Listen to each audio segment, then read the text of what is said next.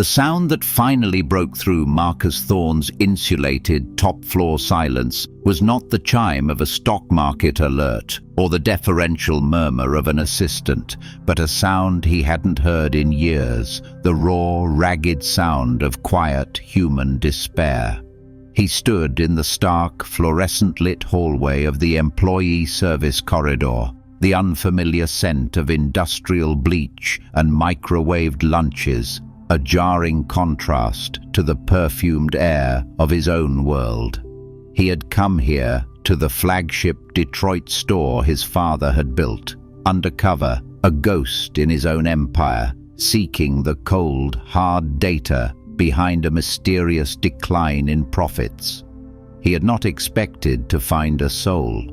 He followed the sound to its source, the cramped, windowless employee break room. Through the crack in the partially open door, he saw a woman sitting alone at a rickety formica table, her back to him. She was an older Hispanic woman, her cleaner's uniform neat but worn, her hair streaked with grey and pulled back in a tight, practical bun. Her shoulders shook with silent, convulsive sobs, her head buried in her work-worn hands. It was a grief so profound, so private, that Marcus felt an immediate sharp pang of intrusion. He was about to retreat, to grant her the dignity of her solitude, when his eyes fell on a piece of paper on the table beside her. It was an official-looking notice from management, its bold, impersonal font a stark contrast to the human wreckage before him. He could only make out a few words from his vantage point. Hours reduced effective immediately. Failure to meet performance metrics. On the floor beside her chair lay a small silver name badge, apparently dropped or discarded. It reflected the harsh overhead light, the name on it a simple, elegant script, Elena Ramirez. The sobbing was not just sadness, he realized. It was the sound of a lifeline being cut, the sound of a world held together by sheer will and dwindling hours, finally beginning to fall apart. And it was happening here, in his company, in his father's store, under his own unknowing and therefore unforgivable watch. The data he had come seeking was not on a balance sheet. It was here, in this small, hidden room, in the heartbreaking silent language of a janitor's tears. From his penthouse office in Manhattan, Marcus Thorne commanded a world of clean lines, predictable outcomes, and quantifiable success. Thorne & Company was more than just a retail chain. It was a monument to his own relentless, data-driven philosophy. He had taken his father's single beloved Detroit department store and, after his death, had transformed it into a national luxury brand. He had done so by stripping away the sentimentality, the old-world inefficiencies, and replacing them with the cold, hard, and brutally effective logic of the modern market. He was a man who lived in the clouds, both literally and figuratively. He managed his empire through a cascade of daily reports, of sales figures, of profit and loss statements. He believed that the health of his company could be understood entirely through these numbers. The human element was a variable to be managed, a labor cost to be optimized, not a soul to be nurtured. The crack in his perfect, polished world was the Detroit store itself. For the past 2 quarters, its numbers had been in a slow, inexplicable decline. Customer satisfaction was down, employee turnover was up, and profits, once the bedrock of the entire company, were beginning to bleed. From his distant 48th floor perspective, it was an anomaly, a glitch in the system that defied logical explanation. His regional manager, a slick, fast-talking MBA named Bradley Finch, had provided a litany of plausible excuses: a downturn in the local economy, increased competition from online retailers, the shifting demographics of the city. Marcus had accepted these explanations because they were convenient, because they fit into the neat, logical framework of his world. But there was another, deeper reason for his detachment. The Detroit store was not just a business unit, it was a ghost. It was the last living remnant of his father, a man whose business philosophy had been the polar opposite of his own. His father had believed in handshakes, in knowing every employee's name, in a loyalty that was not dictated by a balance sheet. And Marcus, in his desperate, youthful need to prove himself, to build something bigger, faster, and more modern, had come to see his father's way as a quaint, sentimental weakness. He was so blinded by his own modern, data-driven success that he had become incapable of seeing the profound structural rot that was consuming the very heart of his own legacy. He saw a problem in the numbers, but he had long since forgotten how to read the human story that was being written in quiet, desperate detail on the ground floor of his own father's house. Elena Ramirez was the living memory of Thorne and Co. She was not just a janitor, she was the store's unofficial historian, its silent, steadfast conscience. She had been hired 30 years ago by Marcus's father, Arthur Thorne, a kind, big-hearted man who had seen in the young, recently immigrated woman a quiet, unshakable work ethic and a profound, intrinsic decency. She remembered the old days. She remembered Arthur walking the floor every morning, not as a boss, but as a host, greeting every employee by name, asking about their children, their lives. He had called them his work family, and he had meant it. He had instituted a profit-sharing plan, a scholarship fund for employees' children, and an unwritten but unbreakable rule: no one gets fired during the holidays. Thorne and Company in those days had been more than a store, it was a community. Elena had been a silent witness to the changes that had come after Arthur's sudden death and Marcus's swift, unsentimental takeover.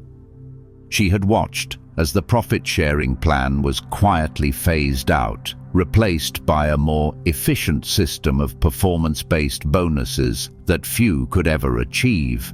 She had seen the scholarship fund dwindle, its budget reallocated to a new, aggressive marketing campaign. And she had seen the arrival of Bradley Finch, a man who moved with a cold, reptilian grace, a man who saw the store's long-time, loyal employees not as assets, but as liabilities, relics of an older, less profitable era. Elena was a woman of quiet, profound faith, but her faith was not in a distant, heavenly God. It was in the tangible, everyday evidence of a person's character, and she had been observing Bradley Finch with the patient, discerning eye of a historian. She saw the small, daily cruelties, the way he would publicly berate an older cashier for a minor error, the way he would dismiss the concerns of the warehouse staff, the way he would speak to the cleaning crew as if they were not people, but inconvenient pieces of machinery. Tucked away in her locker, in a worn, cloth-bound ledger, a gift from Arthur Thorne years ago, she had begun her own quiet accounting. She was not a financial auditor, but she was a meticulous observer of a different kind of inventory.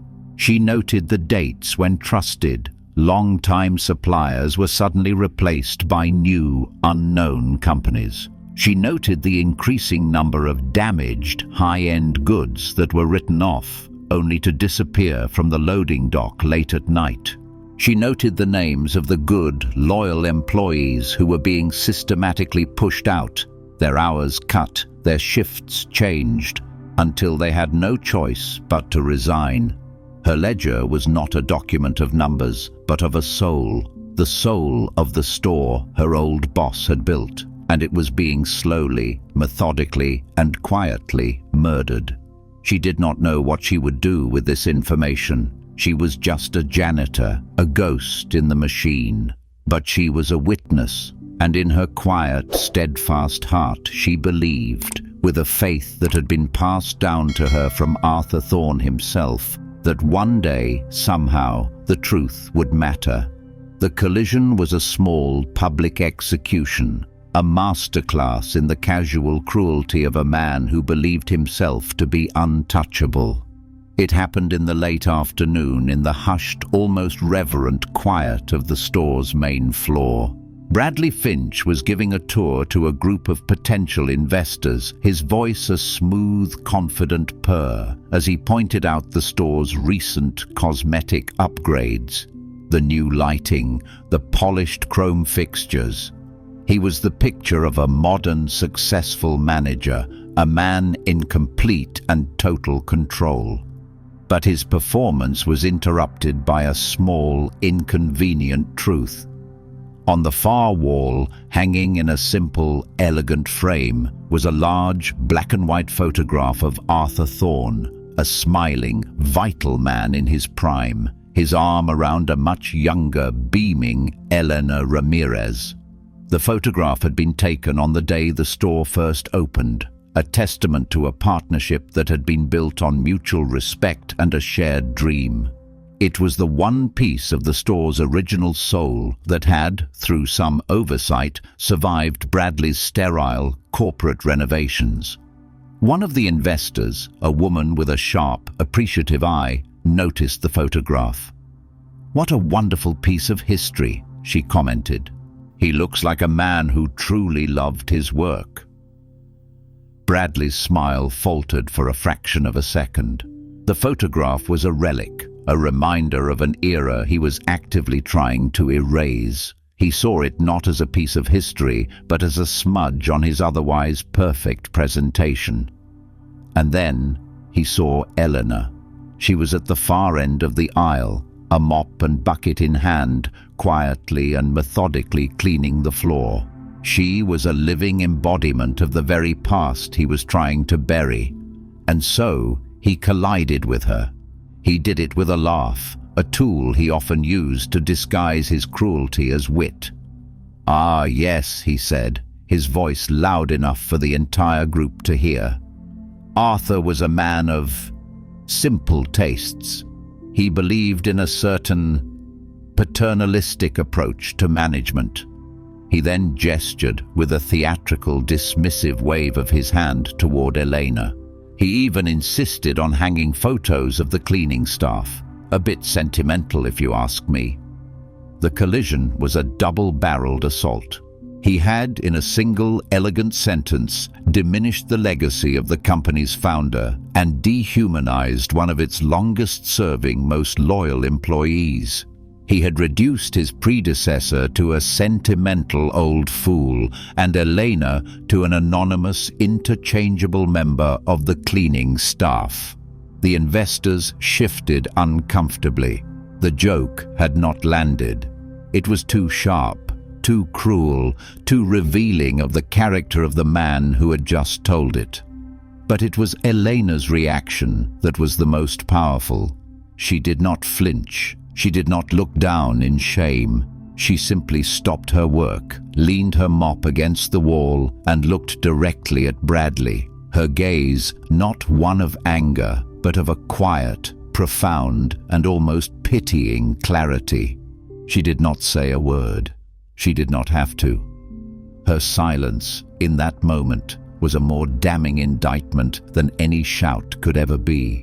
It was the silence of a woman who knew the truth, and who knew with an unshakable certainty that the small, petty, and deeply insecure man who was trying to humiliate her was, in fact, the one who was truly and irrevocably unclean.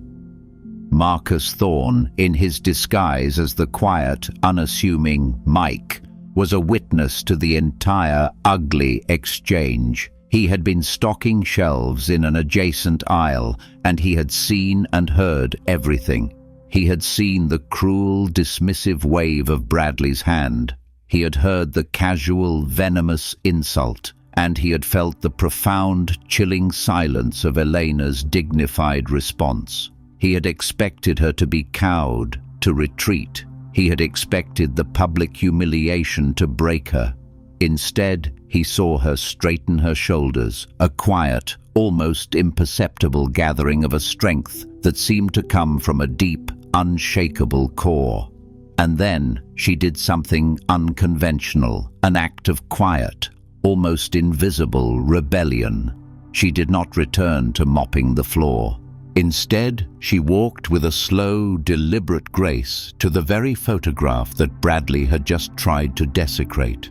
She took a clean, soft cloth from her apron and, in front of the silent, watching investors, she began to gently, almost lovingly, polish the glass. She was not just cleaning a picture, she was tending to a shrine. She was, in that single, silent and profoundly powerful gesture, declaring her allegiance. She was aligning herself not with the current corrupt regime, but with the memory, the legacy of the man who had founded the store, the man who had treated her with a dignity his successor could not even comprehend. The act was a quiet, devastating checkmate. She had not argued with Bradley. She had not defended herself. She had simply, and with an unassailable grace, shown the entire room where the true value, the true soul of Thorne and Combe resided. It was not in the polished chrome fixtures of Bradley's sterile renovations. It was in the quiet, enduring legacy of Arthur Thorne. It was this act, this quiet, unconventional display of loyalty, that planted the seed of doubt not just in the minds of the investors, but in Marcus himself. He had come here to investigate a problem of numbers, of profits and losses.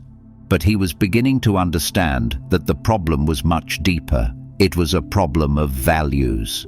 He watched as the investors, their tour now concluded, left the store, their handshakes with Bradley noticeably cooler, their expressions now thoughtful, appraising. He saw Bradley, his confident mask now slipping, shoot a look of pure, venomous hatred in Elena's direction. And he saw Elena, her work on the photograph complete, simply pick up her mop and return to her duties, her composure as serene and as impenetrable as ever. Marcus Thorne, the powerful undercover CEO, realized with a dawning, humbling clarity that he was not the only one in this store who was conducting a quiet, secret investigation. The unassuming janitor in the corner was not just a victim. She was a guardian, a keeper of a flame, a silent, powerful hero in a story he had not even known was being written. And he knew, with a certainty that settled deep in his bones, that to understand what was truly wrong with his company, he would first have to earn the trust of the one person who still remembered what it meant to be right. At that moment, the billionaire realized the janitor he'd seen crying held the key not just to a crime, but to the very soul of his father's legacy. If you believe that the most powerful acts of defiance are often the quietest, give us a like to support Elena's journey and tell us where you're watching from in the comments below.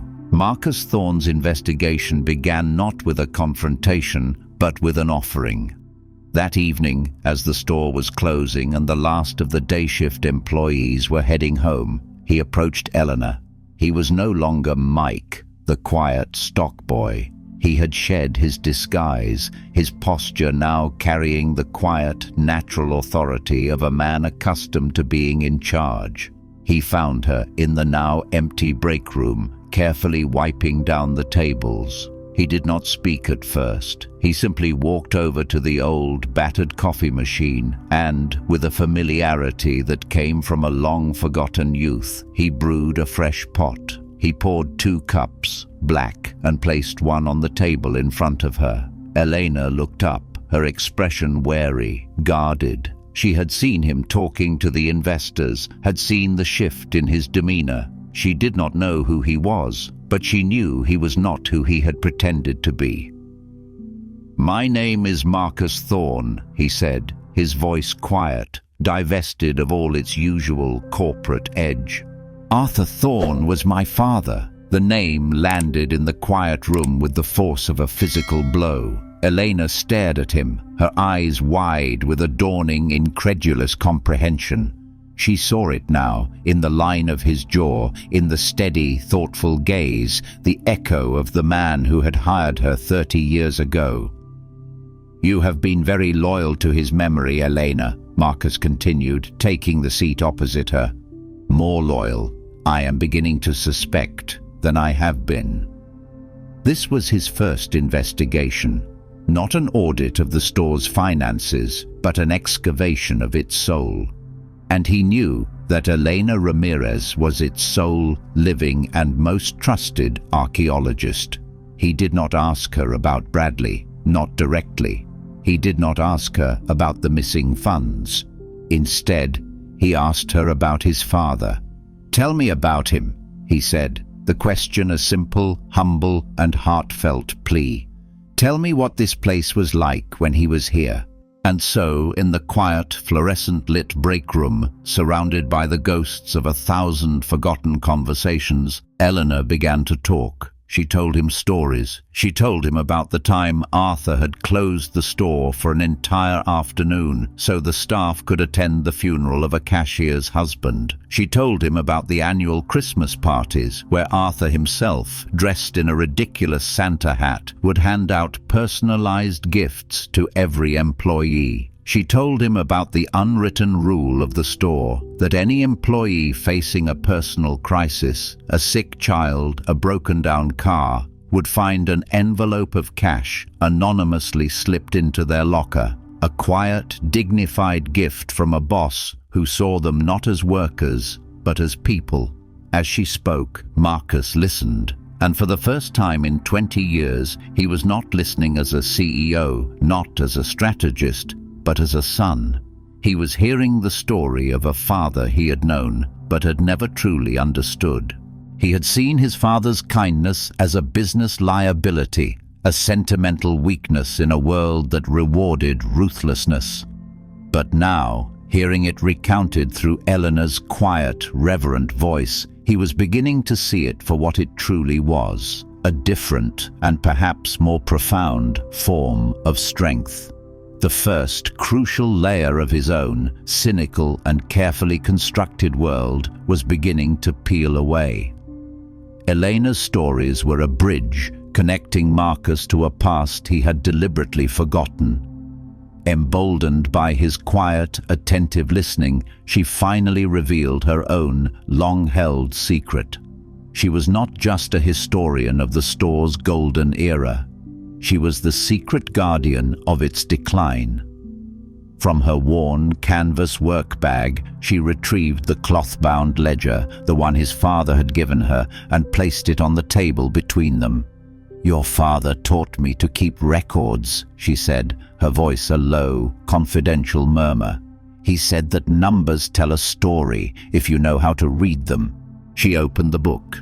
The pages were filled with her neat, precise handwriting, a meticulous 30-year chronicle of the store's life.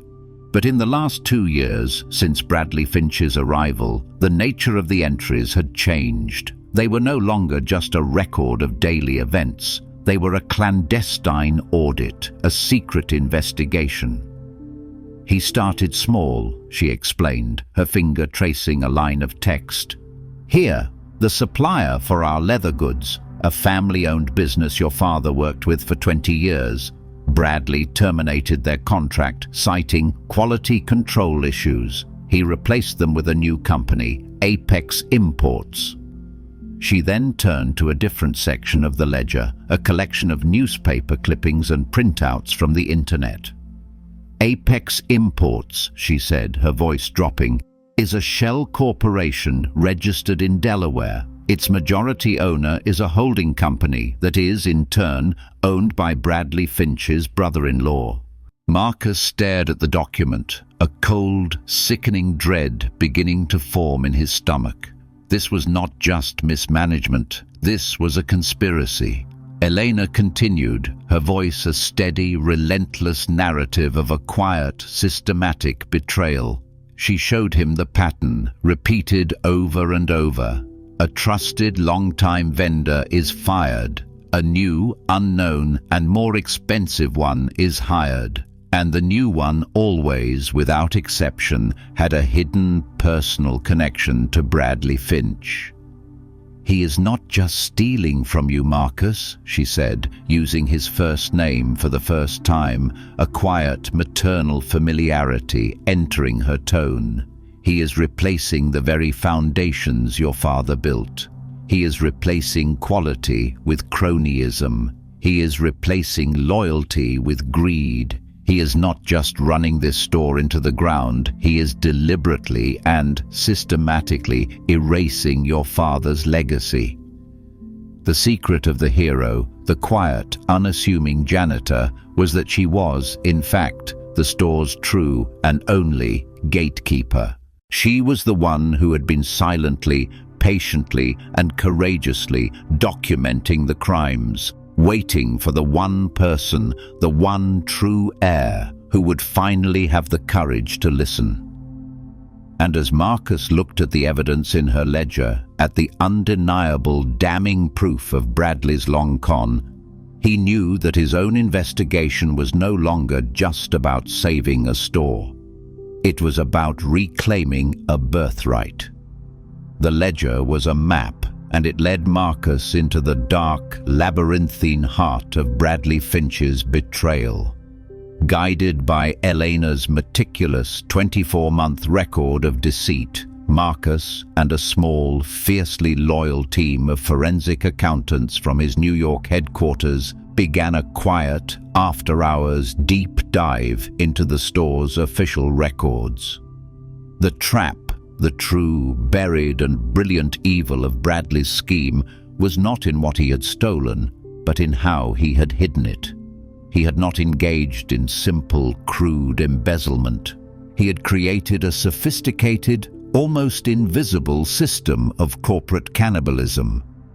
The truth was revealed in a single, overlooked line item in the store's annual budget: brand revitalization and asset modernization. On the surface, it looked like a legitimate and even prudent business expense. Bradley had, on paper, been investing millions of the company's own funds into upgrading the Thorne & Company brand. He had replaced the old, custom-made wooden fixtures his father had commissioned with cheap, mass-produced chrome and plastic. He had discontinued the store's legacy, artisanal product lines, the locally sourced leather goods, the handcrafted jewelry, and replaced them with trendy, high-margin but ultimately soulless, fast-fashion alternatives. He had framed this as modernization, but the accountants, following the trail of invoices Elena's ledger had first flagged, discovered the truth.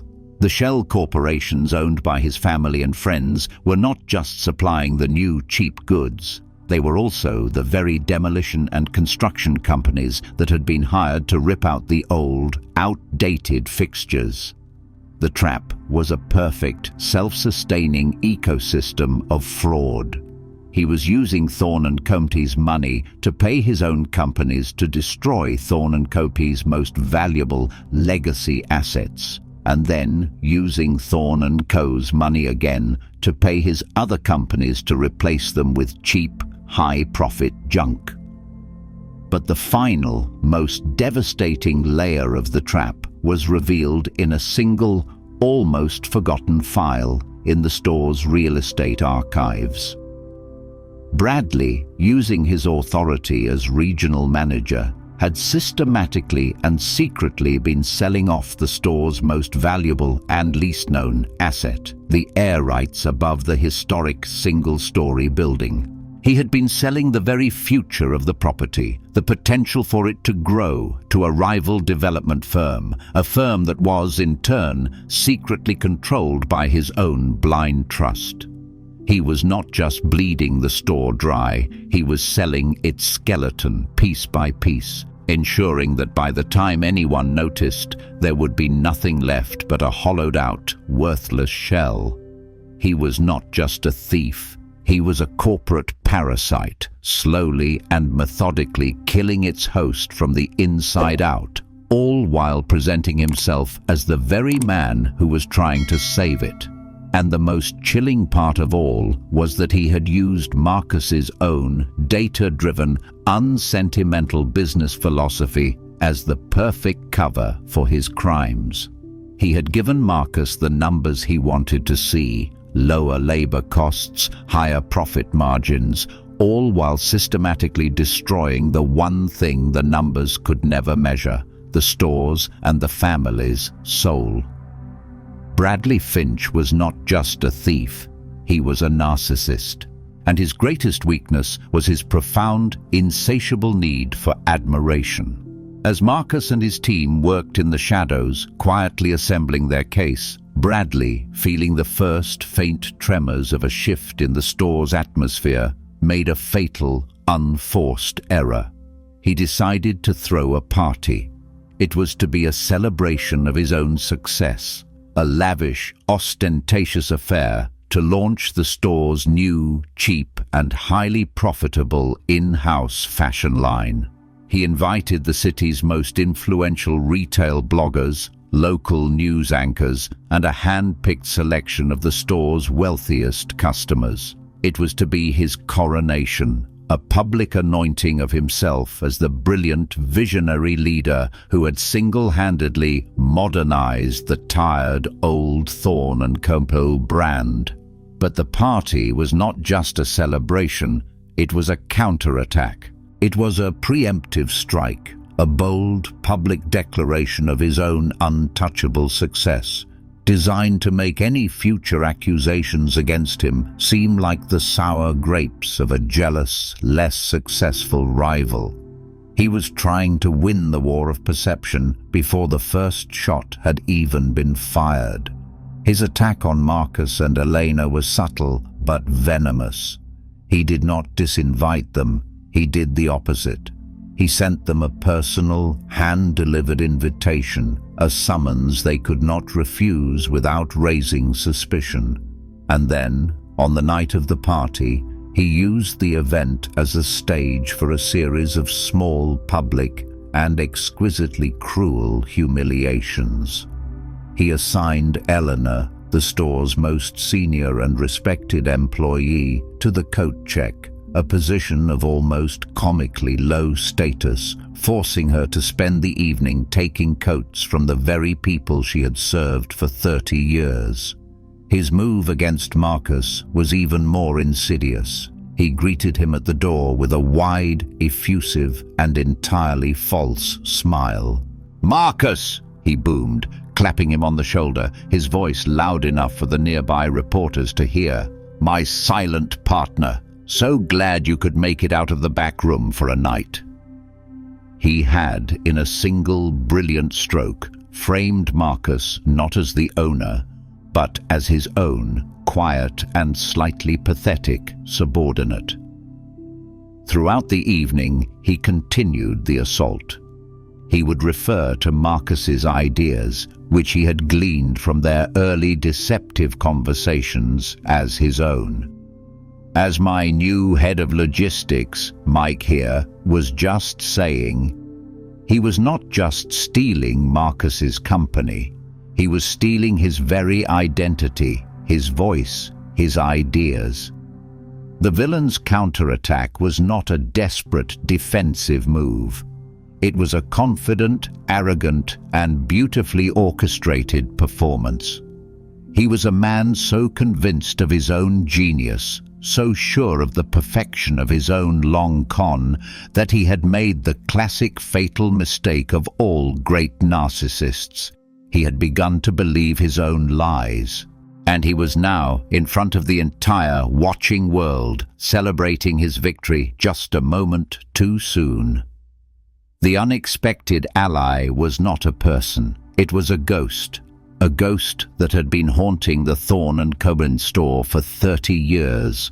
A quiet, almost forgotten presence that Bradley Finch, in his arrogant, forward-looking ambition, had never even thought to consider. The ally was the store's own unshakable and deeply loyal community. As Bradley preened and performed on the main floor, a different, quieter, and far more powerful event was unfolding in the store's periphery. The party, which Bradley had intended for the city's elite, had also drawn a different, uninvited, and far more important group of guests. They were the old-timers, the loyal, long-time customers who remembered Arthur Thorne, who had shopped at the store not for its trendy new products, but for its old-world quality, for its sense of community. They were the men and women who had, in recent months, been coming to the store less and less, their quiet, unspoken protest a mystery to the new data-driven management. They had come tonight, not for the champagne and the canapes, but out of a sense of loyalty, a desire to see for themselves what had become of Arthur's store. And what they saw, they did not like. They saw the cheap, flimsy quality of the new fashion line. They saw the absence of the trusted, long-time employees they had known for years. And they saw Elena Ramirez, a woman who was not just a janitor to them, but a friend, a fixture, a living symbol of the store's old, better self, standing in a corner, checking coats. The rebellion began as a murmur. An elderly woman, a patron of the store for 40 years, walked over to the coat check. "Elena," she said, her voice a low, indignant whisper. "What are you doing here? This is an insult." Another long-time customer, a respected local judge, saw the exchange. He walked over, his expression grim. "This is not Arthur's store anymore," he said, his voice carrying the weight of his own quiet authority. The unexpected ally was a quiet, powerful, and growing tide of public opinion. It was a community that had been silently and unhappily watching the soul of their beloved institution be sold off piece by piece. And then they found their voice. The judge, seeing Marcus standing alone and awkward in a corner, recognized him, not as Mike, the stock boy, but as Arthur's son. "Young man," he said, approaching him, "your father would be ashamed of what this place has become." It was the opening Marcus had been waiting for. He did not reveal himself. He simply, and with a quiet, earnest humility, began to listen. He spent the next hour not as a CEO, but as a son, listening to the stories, the complaints, the quiet, heartbroken eulogies for the store his father had built. The ally was not a single person. It was a chorus of voices that had been ignored, dismissed, and marginalized by Bradley Finch's new, sterile, and soulless regime. And their testimony, their collective and deeply felt sense of betrayal, was a more powerful and more damning indictment than any financial report could ever be. Bradley had been so focused on impressing the new, flashy, and ultimately fickle influencers that he had completely forgotten about the one, true, and most powerful asset the store had ever had, its own unshakable and deeply loyal heart. The final, devastating piece of evidence was not a document in a ledger, but a quiet, almost forgotten object of art. It was the large, black-and-white photograph of Arthur Thorne and Elena Ramirez, the one that had been the stage for Bradley's first, cruel, and ultimately self-defeating act of public humiliation. As the party began to wind down, and as the chorus of quiet, discontented, long-time customers began to swell, Marcus, now armed with a new and powerful sense of his own moral authority, made his move. He did not confront Bradley. He did not make a scene. Instead, he approached the old, respected judge who had first spoken to him, and with a quiet, earnest voice, he said, "Sir, there is something you need to see, something my father left behind." He then led the judge and the small but influential group of old-timers who had gathered around him to the photograph on the wall. He did not speak. He simply, and with a quiet, reverent gesture, pointed to the small brass plaque at the bottom of the frame, a plaque that Bradley, in his arrogant, forward-looking ambition, had never even bothered to read. The plaque was a simple, elegant dedication in Arthur Thorne's own familiar words. It read, "For Elena, my partner in building this dream. May we always remember that a business without a soul is just a building." The words were a quiet, devastating testament, a final, irrefutable piece of evidence from the grave. They were not just a dedication. They were a mission statement, a moral compass, a declaration of the very values that Bradley Finch had spent the last 2 years systematically and gleefully dismantling. The old judge read the plaque, his face a mask of dawning and then furious comprehension. He turned, his gaze sweeping across the room until it landed on Bradley, who was now preening and performing for a local news anchor, oblivious to the quiet, momentous verdict that was being delivered just a few feet away. "That man," the judge said, his voice a low, powerful and utterly damning rumble, "is not just a bad manager, he is a desecrator of a good man's legacy." The final piece of evidence was not a number in a ledger, it was a betrayal of a sacred trust. And the quiet, almost forgotten photograph on the wall was not just a piece of history, it was a silent and now spectacularly eloquent witness for the prosecution. The ghost of Arthur Thorne had just, in his own quiet and deeply profound way, entered the room. And the trial of Bradley Finch, though he did not yet know it, was about to begin. The curtain fell not with a dramatic public confrontation, but with a quiet, almost anticlimactic act of collective, silent shunning. The old judge, his face a mask of cold, righteous fury, did not raise his voice. He did not need to. He simply turned, his back to the photograph and its damning inscription, and began to walk toward the exit.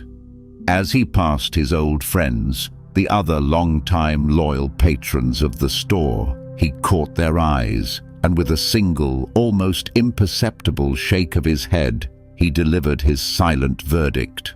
The message was clear, and it spread through the small but powerful group of old-timers like a contagion.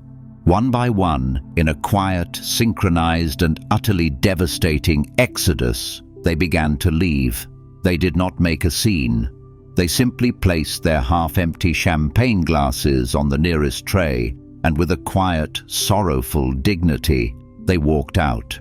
The reporters, the bloggers, the new, trendy influencers whom Bradley had so desperately courted were too busy taking selfies and live-streaming the event to notice at first. But the staff noticed. The bartenders, the caterers, the very heart and soul of the store. They saw the quiet, funereal procession of the store's oldest and most loyal customers, and they understood. The party, which had been Bradley's coronation, was now awake. Bradley himself, still basking in the glow of the television camera, was the last to understand. He only realized something was wrong when the news anchor, sensing the sudden strange shift in the room's energy, cut the interview short. He turned, a confused, faltering smile still on his face, to find a room that was suddenly, inexplicably, half empty. The vibrant, buzzing energy of his triumph had been replaced by a strange, hollow silence. The most important people in the room, the very people whose loyalty was the bedrock of the store's reputation, had simply, and without a word, vanished. He saw Mike, the quiet stock boy, standing near the photograph, a small, sad, and almost pitying smile on his face. And he saw Elena, who had returned to her post at the coat check, now accepting the coats of the departing guests with a quiet and almost regal grace. The curtain had fallen. The play was over. And Bradley Finch, a man who had been so focused on the bright, noisy, and ultimately hollow adulation of the new, was left alone in the ruins, a king in a kingdom that had just been quietly and irrevocably abandoned by its own true heart. He did not know it yet, but his career, his reputation, and his entire hollow and beautifully constructed world had just, in a single, silent, and final act of collective judgment, come to an end. The collapse was a quiet, bloodless affair, executed not in a courtroom, but in the sterile, unforgiving arena of a corporate balance sheet. The next morning, the story of the silent exodus from Bradley Finch's party was the talk of the Detroit business community. It was not a loud public scandal, but a quiet and far more damaging vote of no confidence from the city's old and most respected guard. By noon, the first of the store's legacy, high-end suppliers, the ones Bradley had not yet managed to replace, began to pull their contracts, citing concerns about the brand's new direction. By the end of the day, the store's stock, which was a small but significant part of the larger Thorne and Comby portfolio, had begun a quiet but steady decline. The justice was not a matter of law, but of a quiet and equally brutal market correction. Marcus Thorne, now back in his New York headquarters, did not need to fire Bradley Finch. The numbers did it for him. He simply sat in a quiet emergency meeting with his board of directors and presented them with the facts. He showed them the report from his forensic accountants detailing the slow, systematic bleeding of the store's assets. And he showed them the real-time and catastrophic collapse of the brand's reputation among its most loyal and wealthiest customer base. Bradley Finch was not a villain to be vanquished. He was a bad investment to be cut loose. The board's decision was unanimous and utterly unsentimental. He was terminated, effective immediately, for gross mismanagement and failure to maintain brand integrity. But for Marcus, the real justice was not the firing of a single corrupt manager. It was the quiet and profoundly meaningful work that followed. He flew back to Detroit. He did not go to the executive offices. He went to the employee break room. He assembled the entire remaining staff, the quiet, loyal, and long-suffering heart of the store. And he did something he had not done in 20 years. He apologized. "I failed you," he said, his voice stripped of all its usual corporate artifice. "I failed my father's legacy. I was so focused on the numbers that I forgot that this store, this company, is not a collection of assets. It is a family. And I am asking you, as the true and only remaining members of that family, to help me to rebuild it." The justice he offered was not punitive, it was restorative. He did not just promise to fix the problems, he handed the power to do so to the very people who had been the most powerless. He announced that Elena Ramirez, the store's longest-serving and most loyal employee, was to be appointed as the new interim store manager. He announced the immediate restoration of his father's old profit-sharing plan and the re-establishment of the Employee Scholarship Fund. The collapse of Bradley Finch's hollow, corrupt regime had not just been a victory for Marcus, it had been a liberation for the entire store. And the justice that followed was not just the removal of a tyrant, but the quiet and profoundly beautiful restoration of a kingdom to its own true and long-suffering people. The new dawn at Thorne & Co. was not a sudden brilliant sunrise, but the slow, quiet, and deeply satisfying work of a garden being tended back to health. Under the quiet, steady, and surprisingly firm leadership of its new manager, Elena Ramirez, the store began to heal. She did not rule with the iron fist of a corporate executive, but with the quiet, intuitive wisdom of a woman who understood the soul of the place. Her first act was not to issue a series of new top-down directives, but to call a series of old ones back from the dead. She reached out, one by one, to the trusted, long-time local suppliers that Bradley Finch had so arrogantly dismissed. She spoke to them not as a manager, but as a partner, a friend. She apologized for the disrespect they had been shown, and she invited them back. And they came.